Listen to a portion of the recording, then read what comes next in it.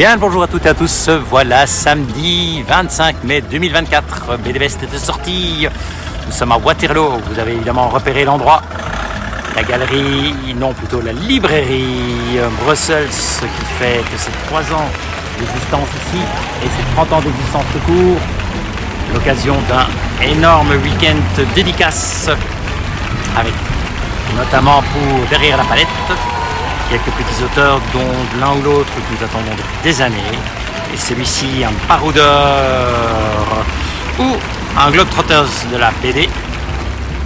Vous avez deviné?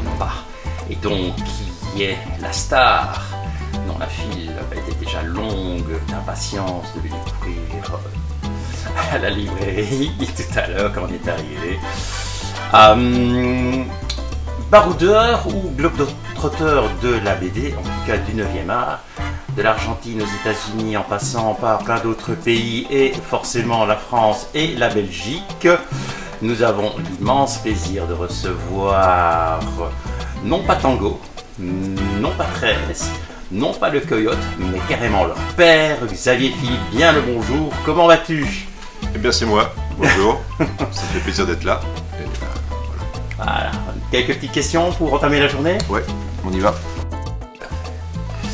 Alors, ma première question, elle est un peu simple pour moi, parfois un peu plus proustienne pour mes invités. Ouais. Xavier Philippe, en 3 mots, comment peut-il se définir? En 3 mots? Oui. Grand, cheveux gris. Ah bah ouais, ça fait 3. Pas mal, c'est là on l'avait pas fait souvent. Non, je suis à 3. Honnête, respectueux, travailleur. Ok, c'est effectivement bien. Tes héros le sont aussi souvent. Alors, comme je le disais tout à l'heure, plutôt globetrotter de la BD ou bien baroudeur de la BD? C'est un peu des deux, je dirais. Mais c'est vrai que j'aime bien bouger. En fait, c'est complètement c'est l'équilibre dont j'ai besoin. C'est parce que je passe des heures et des heures à dessiner depuis bientôt 30 ans. Donc on parle de 10 heures par jour en moyenne. 10 heures par jour. Au début, oui, maintenant un petit peu moins, 8 heures on va dire. Mais c'est quasi 7 sur 7. Donc c'est vraiment une vie monacale, solitaire, où tu dessines quasi tous les jours de ta vie, assis sur tes fesses. Et c'est pire que l'usine? Non, parce que c'est quand même un rêve de gamin. Donc les heures passent très très vite. Et ces 8 heures, honnêtement, tu réalises pas que tu as travaillé autant la journée. Donc mon équilibre, c'est un travail qui est très, très intense, avec une concentration quand même qui est maximale. Et dès que je peux, je bouge. Donc je voyage, je pars, je vais découvrir des régions que je ne connais pas, des pays, je visite, je décompresse, je me refais une petite santé. Alors c'est vrai que 12 ans aux États-Unis, ouais. Tu as travaillé un peu partout dans le monde, finalement. Pas partout, mais pas mal. Ouais. Une bonne partie. Tes héros, surtout le dernier Tango, est quelqu'un qui est assez exotique. On te voit parfois dans des bandes annonces, on ne sait pas trop si c'est pour des films, pour des choses comme ça, où tu te mets en scène. Un film? C'est pour des films porno en fait. Ah d'accord. Ouais, ça a été ma vie antérieure. Ta vie antérieure. Mais non, voilà. Non, c'est important pour toi effectivement d'aller de mettre en scène ton propre héros Tango, parce que bon, c'est quand même plus que ton fils spirituel. Oui, c'est vrai qu'à la base c'est ma création, et puis après, une fois que j'ai trouvé Mats, on l'a développé à deux. Mais l'origine du personnage, le nom, bien sûr, c'est moi qui l'ai trouvé, et c'est vraiment ce que j'avais envie de développer après des séries historiques, tu vois.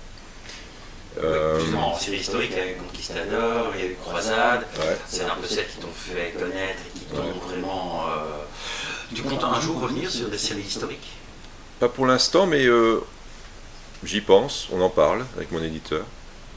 Il y avait Hiver 1709 aussi. Oui, aussi. Mais c'est pas d'actualité, parce que là je me concentre vraiment sur l'aventure contemporaine. Et ou avec le Serpent et le Coyote, on fait un petit saut dans les années 60, 70, avec des bons flashbacks. Mais oui, j'ai envie de laisser un peu mon empreinte sur, voilà, sur cet univers-là, euh, qui est en parallèle des 13 et des Largo Winch, tu vois, de Bernard Prince, surtout. Bob Moran, tout ça. Mais c'est, voilà, j'essaie de le faire à la Xavier, et puis... Tu parlais justement de l'époque contemporaine. C'est vrai qu'il y a Tango d'un côté, et puis il y a subitement Xavier Philippe qui débarque dans l'univers de Tresse. Oui. Alors ça, c'est pas petit, là. C'est Non. quand même énorme, c'est parce que c'est un monument, Tresse. Honnêtement, je m'y attendais pas du tout. Hein. Comment ça s'est passé? Je me suis jamais dit un jour je vais dessiner 13, tu vois. Tu l'as rêvé? Non, Non plus. non plus. C'était même pas un fantasme. J'aurais préféré, si j'avais le choix là, direct comme ça, j'aurais fait Ramiro par exemple. Ouais. Voilà. Oui. Pour faire du Vence, on va dire. Mais 13, non, non, pas du tout. Après, après voilà, l'éditeur et Jean Van Damme m'ont demandé si je voulais participer à l'enquête. Ouais. C'était pour remplacer entre guillemets Vence qui venait de décéder. Donc voilà, ça je l'ai fait avec plaisir. C'était juste après le Tango 1. Mhm. Donc j'étais pas encore super à l'aise avec le contemporain moderne, tu sais, tout nickel, voilà. Ouais, et ton style qui est changé aussi un tout petit peu. Un petit peu, ouais, parce qu'il y a quand même une grande différence. En fait, tu vois, c'est ça qui est intéressant, c'est que si je continue à faire du croisade, du conquistador, personne n'aurait vu que j'avais l'habilité, la capacité de faire du contemporain. Ouais. Et d'autant plus du 13. Et donc ça tient pas à grand chose parce que c'est un changement de costume. T'enlèves les armures, t'enlèves les capes, tu vois, et qu'est-ce qui reste? Ben, un dessin simple, et tu changes, tu fous un veston, tu fous une chemise. Enfin, il y a des véhicules, et puis voilà, les chariots, les chevaux deviennent des voitures. Des voitures, des motos, voilà. Des avions, c'est quand même plus difficile à dessiner que... C'est pas plus difficile, c'est un exercice, c'est une pratique. Et alors la première voiture, ben, c'est comme ton premier cheval. C'est pas bon, ça galope pas, ça roule pas. Hein. Mais voilà, c'est... Comment dire? C'est comme tous les sports, c'est comme tous les boulots, il faut essayer, persévérer, travailler, jusqu'à ce que tu tiennes le bon trait. Ce qui correspond à une voiture, pour que le lecteur s'y croit, tu vois. Je ne suis pas du tout un dessinateur comme Philippe Franck ou Gigonov qui fait 13. Là, tout est parfait, tout est correct, dans le sens où il n'y a pas une erreur dans le dessin, tu vois. Moi, je suis beaucoup plus, entre guillemets, sauvage ou graphique, dans le sens où ça marche, on a l'impression d'y être, tu vois, mais c'est pas juste à 100%. C'est un peu pour ça, peut-être, que tu rentres bien dans la lignée de Vance pour le 13. Je pense, parce que William Vance, il avait un trait, un ancrage excellent, d'une subtilité, d'une beauté, d'une souplesse, qui était pour moi très école américaine en fait. Si tu regardes tous les illustrateurs des années 50, 60, on reconnaît du Vance dans ces auteurs-là, ces illustrateurs. Et c'est un peu, voilà, moi j'ai été bercé aux franco-belges et aux américains, donc c'est un mélange qui est tout à fait normal. Et ouais, je vois l'affiliation. Jean Van Damme me l'a dit plusieurs fois, Éric Vance aussi. Je suis soi-disant le fils spirituel de Vance, et c'est chouette de... C'est un joli titre, c'était une jolie reconnaissance. Oui, c'est bien. Et je suis content d'avoir fait une seconde plongée dans l'univers de 13, qui est sorti au mois de janvier, je crois. Oui, c'était Traquenard et Sentiments. Voilà, où j'ai eu l'occasion de faire 14 planches et la couverture du bouquin. Et il va y avoir autre chose. Et puis il y a encore la troisième plongée, c'est au mois de juin, bientôt, dans 2 semaines, je crois. On stresse un peu? Non, pas du tout, parce que je l'ai un peu oublié, lui, tu vois. Je l'ai terminé en décembre, donc c'est déjà un petit peu oublié pour moi, mais donc je le redécouvre. On peut avoir un petit scoop sur l'histoire, le scénario? Oui, bien sûr, c'est une histoire complète de 30 pages. Mais tu sais, c'est dans le journal Spirou les mini-récits. Oui. Donc, c'est un truc que tu vas désagrafer, tu vas couper, tu vas monter, ça te fait une petite BD. Ah, génial. Donc, c'est très original, dans le sens où tu n'as jamais vu un 13 comme ça déjà. Parce que d'habitude, c'est sur les Schtroumpfs ou des trucs assez rigolos et enfantins, tu vois. Donc là, c'est quand même un dessin réaliste sur un scénario de Van Damme qui est un petit peu décalé. C'est une pièce de théâtre, en fait. Ah. Tu vois. Donc, c'est une parodie, entre guillemets, de 13. Et si 13 n'était pas amnésique. Ah, d'accord. Voilà, donc il joue. Et tu vas avoir une panoplie de personnages qui rentrent, qui frappent à la porte, qui rentrent dans le bureau, on parle. Puis il y a des petites séquences rigolotes. Et c'était pas évident à faire parce que mon travail à moi, c'était de mettre en scène ce scénario, qui était à la base très simple, aucune description à part des dialogues, tu vois. Voilà, c'est très léger, c'est 3 cases par planche, avec des bulles immenses pour placer une typo grande, une typo qu'on puisse lire de loin quand même. Ah oui, c'est vrai que c'est le format. Parce que le format, c'est la taille d'un téléphone, tu vois. Ah d'accord. Donc c'est unique. C'est unique. Je pense que ça peut devenir très collector en fait, parce que il n'y en aura jamais 2 comme ça. Bah, ça fait un peu retour dans les années 80, dans les Spirou, il y avait des trombones, il y avait illustré, il y avait effectivement qui sont tous des collecteurs aujourd'hui. Donc non, honnêtement, j'ai été au début, je ne savais pas trop comment le faire, hein, mais une fois que j'ai trouvé la mise en scène, comment j'allais placer mes personnages, le jeu de caméra, l'efficacité, la lisibilité, avec le coloriste aussi. Et voilà, on a trouvé un truc, ça marche super bien. Et je pense que même en tout petit format, ça serait encore lisible. Donc c'était le principal, c'était ça. C'est pas pour mettre en valeur, pour genre, oh le mec il te fait des super cases avec plein de détails partout. Non, il n'y a pas de détails. Tu peux pas. Donc c'est au couteau. Hein. Ouais. Impatient, encore 15 jours.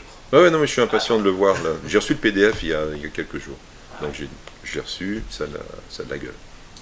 Alors, derrière toi, donc, il y a Xavier Philippe, qui s'est avec Coyote, il y a le Tango 6 qui est là, et juste au-dessus des titres, il y a Xavier et il y a Mas.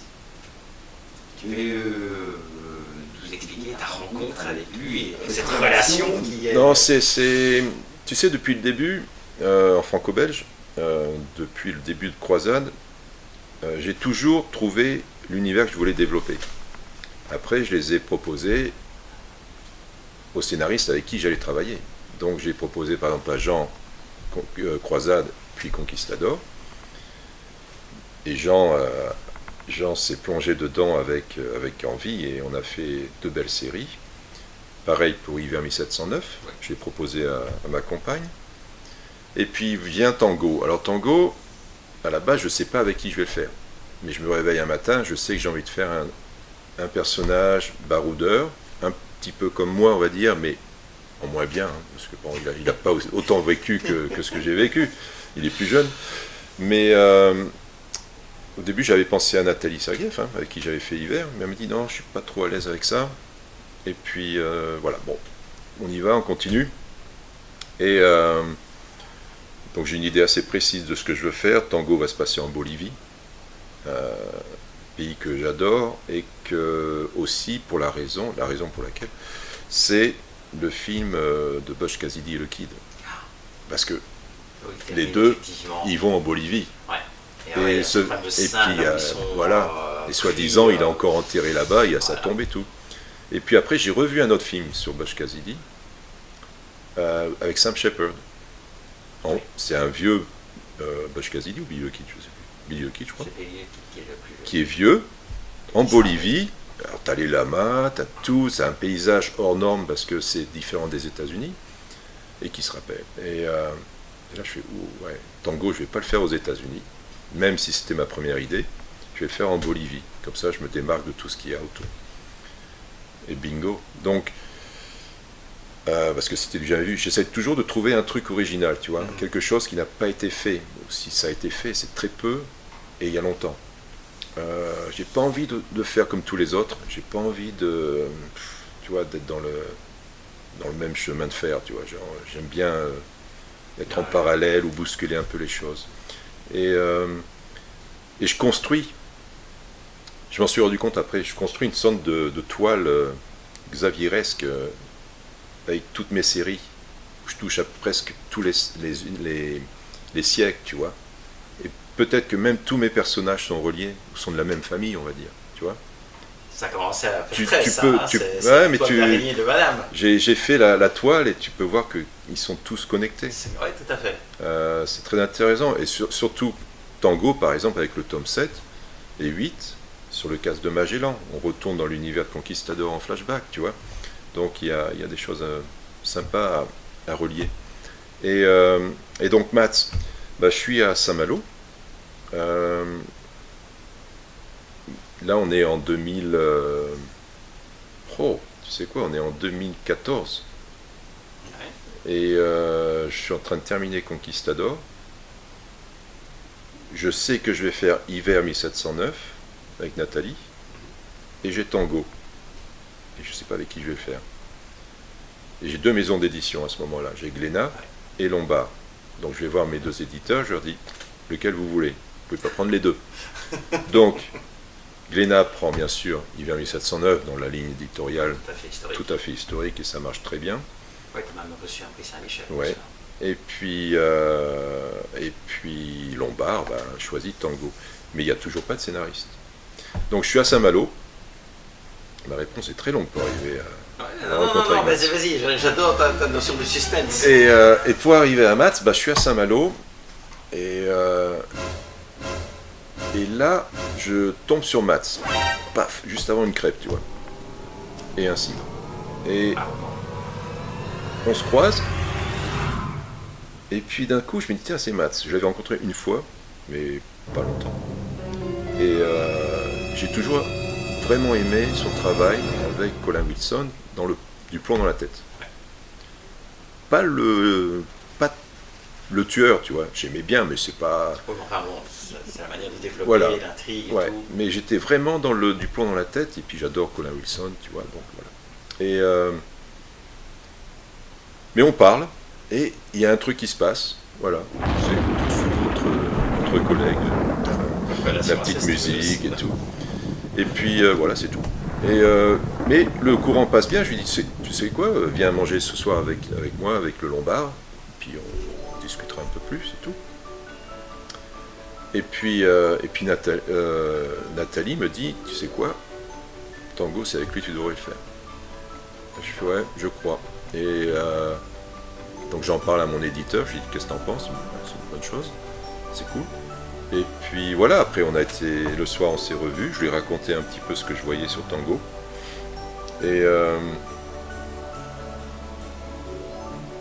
Et en même temps, donc c'était pas prêt tout de suite, tu vois, donc j'ai fait Hiver 1709. On a commencé à développer tous les deux avec Mats un peu plus le personnage de Tango. Et puis je lui ai dit, écoute, il faut aller en Bolivie.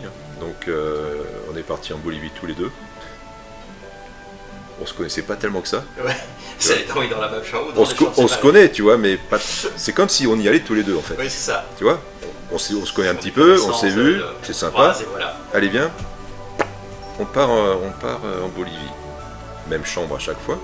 Ouais. Bon, 2 lits hein, quand même, Quand même. parce qu'on n'était pas si proches que ça. Peut-être qu'à la fin il n'y avait qu'un seul lit. Mais non. Mais donc, et c'était chacun, tu sais, avait son indépendance, son petit truc. Parfois, j'aime bien raconter ça parce que parfois on vadrouillait des centaines de kilomètres par jour, tu vois. Et puis on visitait des vieux villages, des paysages incroyables. Et souvent on était chacun du côté d'un trottoir, tu vois. Pendant 1 heure on marchait, tu vois. Puis à la fin on se retrouvait au bout. Et puis on avait une idée. On se racontait l'idée. Et le soir, après avoir voyagé des kilomètres et des kilomètres, on était à l'hôtel crevé, plein de poussière, tout dégueulasse. Et puis on se racontait Tango. Ce qu'on allait faire. On se racontait un film. Et avec des paysages qu'on voyait. Donc tu vois là, le lit de rivière qu'on a vu asséché, je verrais bien une poursuite en voiture là-dedans. Donc on pourrait faire ça. Puis après il réagit, il rebondit. Donc depuis ce jour-là, notre manière de travailler a toujours été une sorte de ping-pong continuel au quotidien. Il n'écrit pas un scénario en entier, tu vois. On le travaille à deux. On travaille toujours l'histoire à deux. Je fais le début, je fais la fin. Et puis au milieu, on rajoute tous les wagons ensemble. Et après, une fois que c'est fait, ben lui, il fait son boulot de scénariste, donc il va bien découper, mettre en scène. Et storyboard, vous le faites à deux? Non, non, non, ça c'est moi. Ça c'est toi. Ouais, ouais.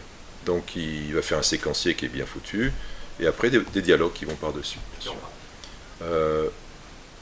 Après, j'essaye une fois que tout est bien calculé, moi j'essaye de rester, par exemple, la scène 1 c'est 5 planches, je vais essayer de rester dans ces 5 planches. Ah ouais. Ça c'est pour Tango surtout. Parce que Tango c'est limité en pagination. Et après je fais ce que je veux dedans. Souvent, on doit changer les dialogues, parce que j'ajoute des trucs, j'enlève des trucs, j'améliore, ou je pense que j'améliore. Et puis voilà, donc, et Mats il est là tout le temps, prêt à réagir, à corriger des choses s'il a besoin. S'il veut faire une remarque sur mon dessin, sur une mise en scène, il peut, il n'y a pas de souci, tu vois.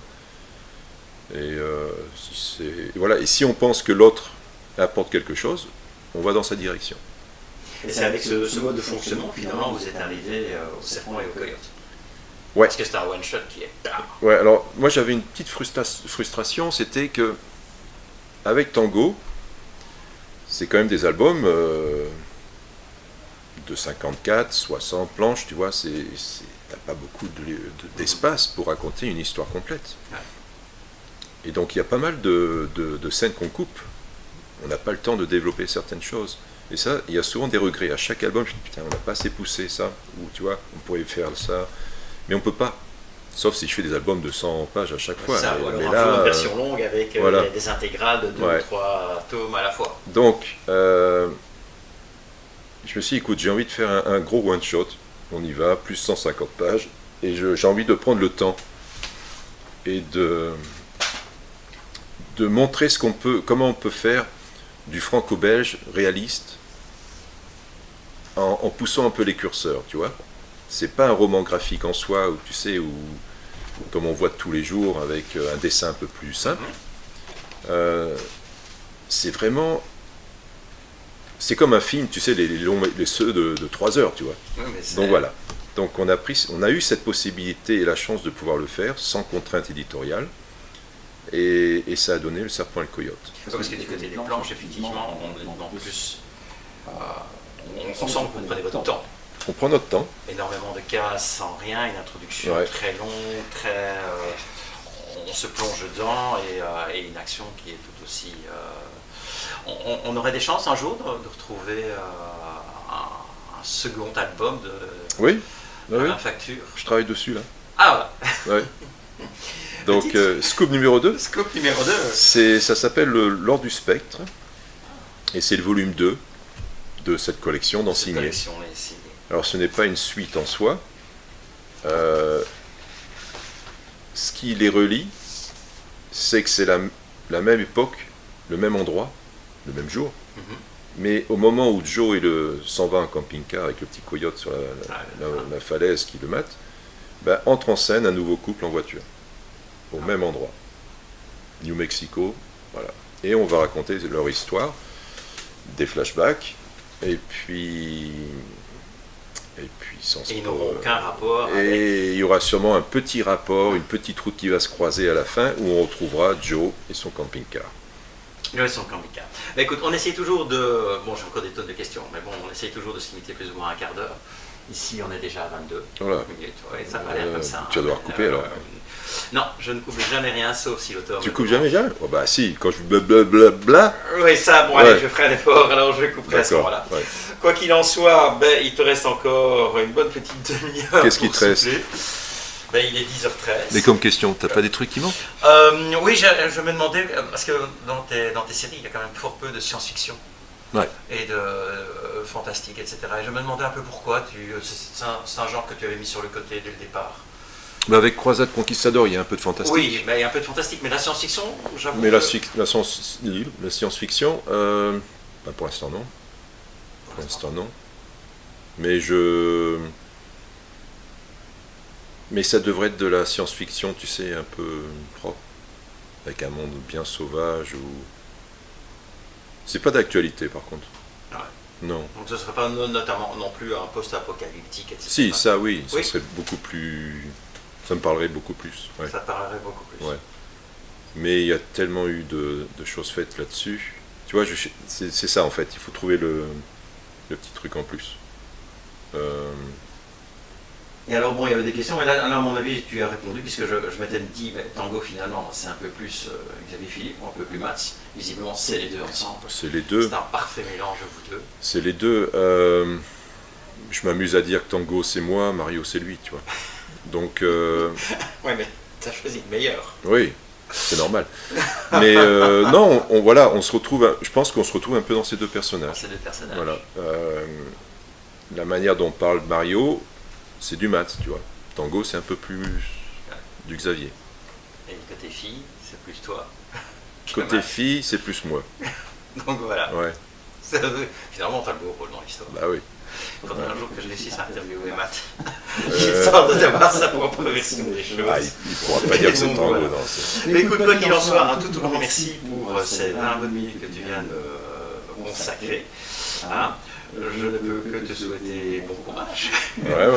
Mais t'inquiète pas, 13h, 13h30. Ça marche. On va passer un excellent, un agréable moment. Alors, il est évident que je vous souhaite un excellent week-end, au grand plaisir de vous revoir. Et dans le cas où vous ne l'auriez pas vu, je vous signale gentiment qu'ils viennent de sortir tous les deux, noir et blanc et couleur. J'arrive jamais à me décider pour savoir lequel des deux est le plus agréable, tellement Donc, le faut dessin acheter les est deux. beau, et tellement la mise en couleur également est exceptionnelle. Donc, à très bientôt sur BD Best et Boulevard BD. Au revoir, ciao ciao. Philippe, au plaisir, au revoir. Super. Ciao. Bye.